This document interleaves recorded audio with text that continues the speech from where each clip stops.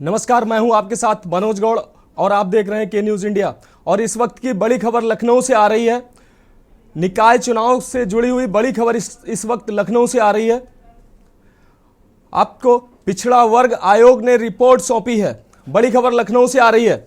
इस वक्त की बड़ी खबर, निकाय चुनाव में आरक्षण पर रिपोर्ट सौंपी। ओबीसी आयोग ने सर्वे पूरा किया। आयोग ने मुख्यमंत्री को रिपोर्ट सौंपी है।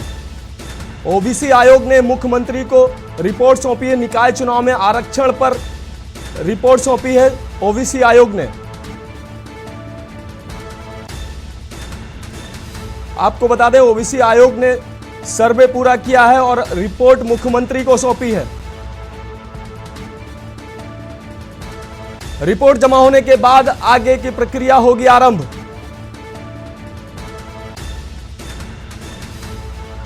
यूपी नगर निगम चुनाव से जुड़ी हुई बड़ी खबर इस वक्त हम आपको दिखा रहे हैं। ओबीसी आयोग ने सीएम को रिपोर्ट सौंपी है। 350 पेज की रिपोर्ट सीएम को सौंपी गई है। कल कैबिनेट बैठक में पेश की जाएगी रिपोर्ट। पिछड़ा वर्ग आयोग ने रिपोर्ट सौंपी है।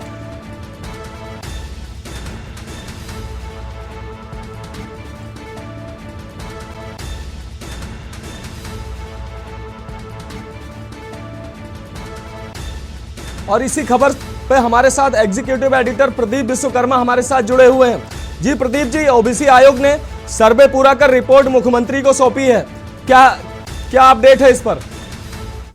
देखिए, ये बड़ी बात है। के न्यूज ने सबसे पहले इस खबर को ब्रेक किया है।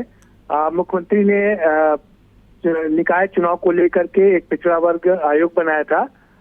उस आयोग ने अपनी रिपोर्ट पूरी करके सरकार को सौंप दी है।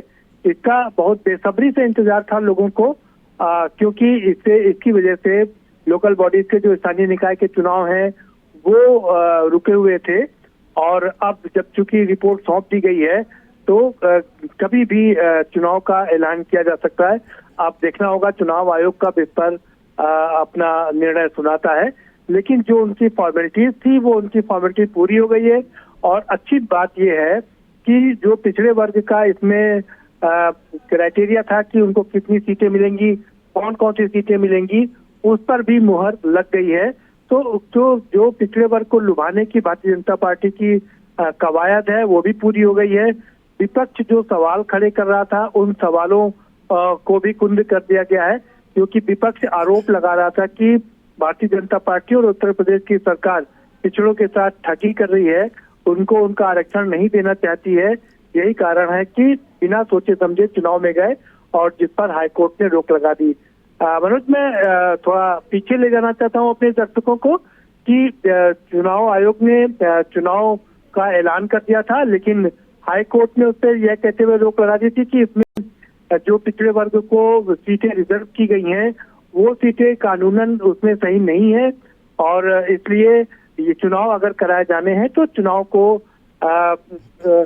बिना आरक्षण के चुनाव कराना पड़ेगा और सभी को समान अधिकार दिए जाने हैं। लेकिन चूंकि ये बड़ा मुद्दा था, उत्तर प्रदेश की सरकार हो चाहे केंद्र की सरकार हो, पिछड़ों ने लगातार उनकी सरकार बनाने में अहम किरदार निभाया है। और अगर इस बार अगर पिछड़ों को वो आरक्षण नहीं दिला पाते, उनकी सीटें रिजर्व नहीं होती, तो ये सरकार के लिए और संगठन के लिए, भारतीय जनता पार्टी के लिए एक बड़ा झटका होता। यही कारण है कि उत्तर प्रदेश की सरकार ने आनन फानन में एक ओबीसी कमीशन बनाया और उसको ये टास्क सौंपा कि जल्दी से जल्दी रिपोर्ट सौंपे और रिपोर्ट सौंप करके वो जिससे कि आगे ओबीसी को आरक्षण दिया जा सके और चुनाव कराए जा सके। प्रदीप जी, जैसा कि सरकार के लिए ये ये बड़ा मुद्दा था, चूंकि विपक्ष लगातार सरकार को ओबीसी आरक्षण को लेकर घेर रहा था, तो अब चूंकि ओबीसी आयोग की रिपोर्ट मुख्यमंत्री के पास आ गई है, तो सरकार के लिए अब आगे का रास्ता कैसा क्या रहेगा? बिल्कुल मनोज जी, आपने अच्छी बात की, क्योंकि अब सरकार का रास्ता इससे आसान हो गया है।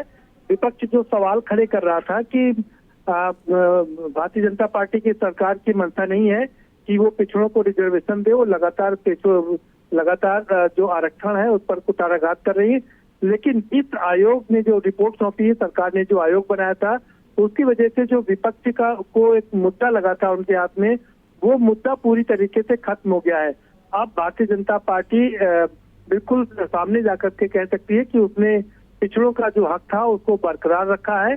यहाँ तक कि हाईकोर्ट का जो आदेश था कि बिना आरक्षण के चुनाव कराए जाए, उसको भी उसने दरकिनार कर दिया है और पिछड़ों को उनका हक दिलाने की बात की है और उस पर सरकार और संगठन खरा उतरा है।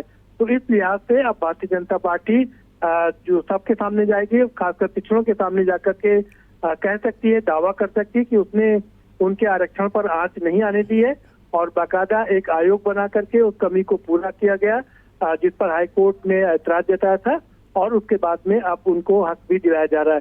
तो बड़ी बात है, क्योंकि पिछड़ा वर्ग है जो बड़ी मात्रा में यहाँ पर है, करीब 55% आबादी है उनकी, उसने भारतीय जनता पार्टी को पिछले कई चुनाव में तमाम जीत दर्ज कराई है।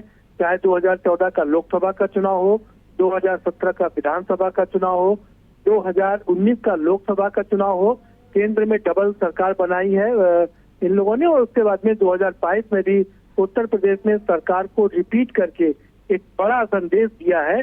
और भारतीय जनता पार्टी को पता है, अखिलेश भी ये बात कह चुके हैं कि सूत्रों ने आपकी सरकार बनाई है और अगर वो अपने आप से हाथ खींच लेंगे, अगर आपकी ढाल बनकर नहीं खड़े होंगे तो आपकी सरकार नहीं बन पाएगी। तो भारतीय जनता पार्टी को इस बात का पूरा इल्म है कि कैसे जो पिछड़ा वर्ग है उसने उनकी सरकार बनाने में अहम किरदार निभाया है और इसीलिए उसने इतनी बड़ी कवायद की और अब जाकर के वो सबके सामने कह सकती है कि नहीं, उन्होंने पिछड़ों का जो हक था वो उनको पूरा दिया। जानकारी देने के लिए बहुत बहुत धन्यवाद आपका। तो ये हमारे प्रदीप विश्वकर्मा जी, एग्जीक्यूटिव एडिटर लखनऊ से, हमें जानकारी दे रहे थे हमारे दर्शकों को कि पिछड़ा आयोग का सर्वे होने के बाद मुख्यमंत्री के पास ये रिपोर्ट गई है और ये कैबिनेट में ये रिपोर्ट रखी जाएगी। तो ये इस वक्त की बड़ी खबर ये राजधानी लखनऊ से आ रही थी। ओबीसी आयोग ने सीएम योगी को रिपोर्ट सौंपी है।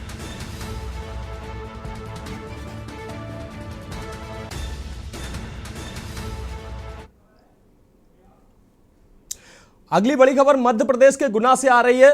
बड़ी खबर मध्य प्रदेश के गुना से आ रही, बाइक और ट्रक की टक्कर में 4 लोगों की मौत की खबर सामने आ रही है। K2 होटल के पास 4 लोगों की मौत और 1 लोगों के घायल होने की खबर है। ट्रक और बाइक में भिड़ंत हुई है। पुलिस ने घायलों को अस्पताल पहुंचाया है। म्याना थाना पुलिस ने दर्ज की मामले की रिपोर्ट।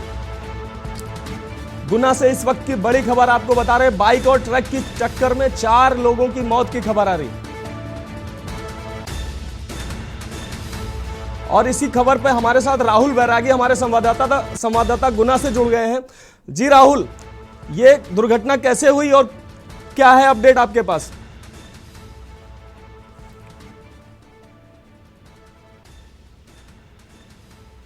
राहुल, हमारी आवाज आप तक पहुंच रही है? शायद राहुल तक हमारी आवाज नहीं पहुंच रही है। तो आपको बता दें, पुलिस ने घायलों को अस्पताल पहुंचाया है। बाइक और ट्रक में जोरदार भिड़ंत हुई है। म्याना थाना पुलिस ने मामले की रिपोर्ट भी दर्ज की है, जिसमें 4 लोगों की मौत की खबर और एक व्यक्ति घायल बताया जा रहा है। K2 होटल के पास की यह घटना बताई जा रही है।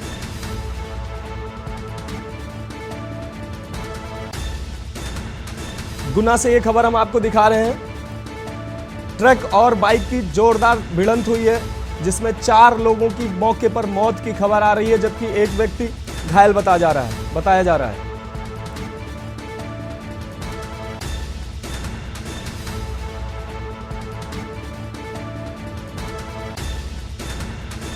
पुलिस ने घायलों को अस्पताल पहुंचाया है।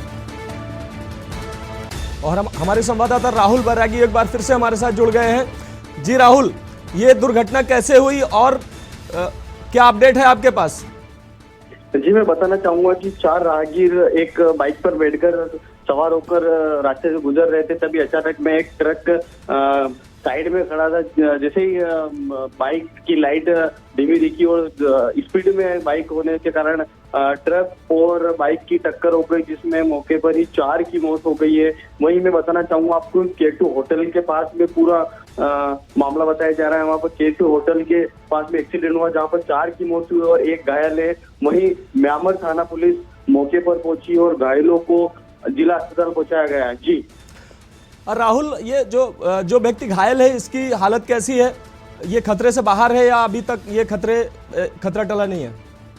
अभी फिलहाल की स्थिति है, अभी पुलिस ने उनको जिला अस्पताल रेफर किया गया है, जहां पर इनका इलाज चालू है। और बाकी जिनकी मौत हुई है इनको भी जिला अस्पताल भेजा गया है। जी राहुल, बहुत बहुत धन्यवाद आपका जानकारी देने के लिए।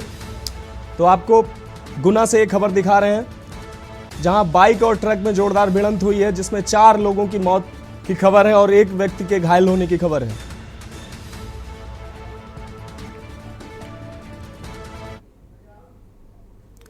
और अगली खबर, बड़ी खबर दिल्ली से हम आपको बता रहे हैं। दिल्ली से बड़ी खबर आपको बता रहे हैं। मनीष सिसोदिया ने जेल से देश के नाम पत्र लिखा।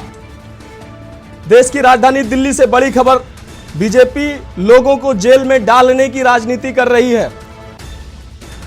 मनीष सिसोदिया ने बीजेपी पर आरोप लगाते हुए कहा है, हम बच्चों को पढ़ाने की कोशिश कर रहे हैं, बीजेपी जेल भेजना चाह रही है हम सबको। बीजेपी लोगों को जेल में डालने की राजनीति कर रही है।